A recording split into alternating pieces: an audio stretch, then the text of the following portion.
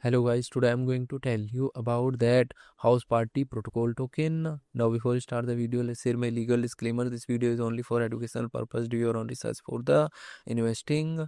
According to the white paper, house party protocol HPP is an AI native layer 2 blockchain designed to enable scalable, cost effective execution for complex AI and automated agent workloads.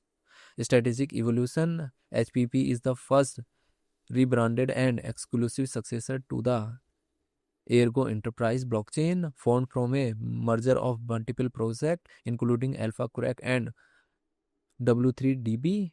AI native architecture. It prioritizes agent-based execution by handling complex computation off-chain and submitting verifiable result on-chain, aiming to overcome traditional scalability limits. Gate.io dual chain ecosystem. The protocol operates across its own layer 2 mainnet and Ethereum L1, requiring a dedicated bring for secure cross-layer transfers and featuring staking for governance and rewards. House Party project institution rating is 3.4. House Party protocol token total supply is 1.7 billion and circulating supplies around 883.94 million HPP token.